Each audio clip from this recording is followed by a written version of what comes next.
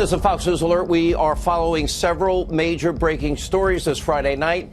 Now, I know so many of you have been very frustrated, so have I, with our system of justice. We watched, Mueller's witch hunt. That's been playing out for 2 years, day after day. A lot of people's lives have been ruined over, quote, process crimes just because of their connection to President Trump. And I know you've been saying to yourself, well, what about all of the people that we know have been abusing power, committing real and serious crimes? Hillary Clinton's one. We look at people like McCabe and Comey and Strzok and Page and many, many more. What about the FISA abuses, stripping Americans of their constitutional rights? What about the rampant conflicts of interest at some of the highest levels at the DOJ, FBI? Tonight, we have great news.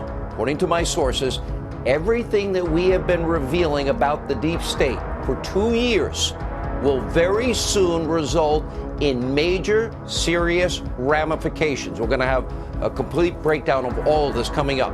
All right, but first, just breaking a couple hours ago, Jussie Smollett has been indicted on 16 felony counts for allegedly orchestrating an elaborate, poorly executed hate crime hoax.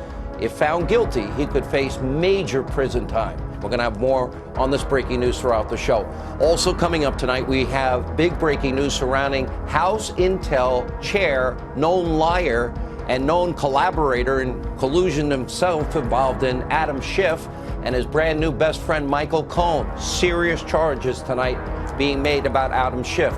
Plus new developments in the Democrats' scary new wave of anti-Semitism, bigotry, and hate. We have a Hannity expose on crazy Uncle Joe Biden. But we begin tonight, breaking news out of our Hannity Watch on the Deep State. What we're about to show you, this is only the beginning. Buckle up.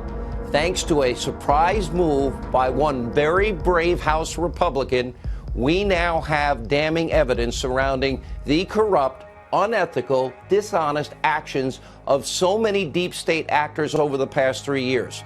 The congressman is from Georgia. His name is Doug Collins, and he released the full transcript of Bruce Orr's deposition, and its contents are shocking. By the way, there's going to be a cascade of these depositions being released.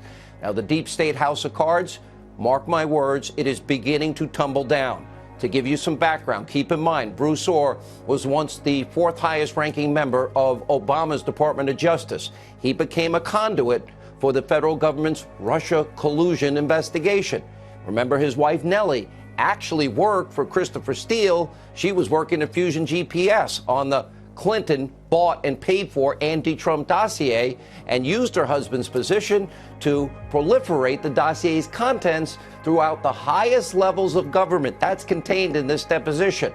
And according to Orr's testimony, which is now completely public, Bruce Orr passed along a thumb drive from his wife to the FBI so that Trump haters like Strzok and Page could have direct access to Hillary Clinton's op research. And we also learned that both the FBI and the Clinton campaign, via Fusion GPS, they were both paying Christopher Steele for this so-called intelligence. And we know that Steele was being paid by a Russian oligarch. We've talked about him, Oleg Deripaska, who had a grievance against Paul Manafort over a business deal gone wrong. Let me recap this so you have to understand this. Steele was getting paid by your FBI, Hillary Clinton, and the DNC, and a Russian oligarch. Pretty good gig if you can get it, but that's not all. Thanks to this transcript, we now know that Bruce Orr testified under oath about meeting with Fusion GPS founder and Christopher Steele's boss, Glenn Simpson. Now, this occurred during the 2016 campaign. Now, Simpson, he testified that he didn't meet with Bruce Orr until after the election. Question is, which one of these two guys is lying? Now, we also learned from this deposition that Orr testified he notified the FBI about his contacts with Christopher Steele also during the 2016 election. But according to a statement from Adam Schiff, who I think is the biggest liar in Congress, he claims that Bruce Orr did not tell the FBI about his contacts with Steele again until after the election. Here we are again. Which one is lying? My money's on Schiff. Now, here's where it gets really important. Bruce Orr also testifies that he notified the FBI of the dossier's extremely biased source and Christopher Steele's personal mission to stop Trump, a big Trump hater. On page 15 of the October 2016 FISA application against Carter Page, it reads the following. The FBI was unaware of any derogatory information pertaining to Christopher Steele. That's right. The problem is everybody in the FBI knew in August of 2016 the dossier was tainted, that Hillary paid for it, the DNC paid for it, Comey, McCabe. He even briefed Andrew Weissman, who's Mueller's pit bull, about this bias. So literally, the special counsel's office has been long aware of the biased origins of the fake, phony Clinton, DNC, and apparently FBI and Russian oligarch payments to Christopher Steele. This is hugely important, a detail never provided to the FISA court.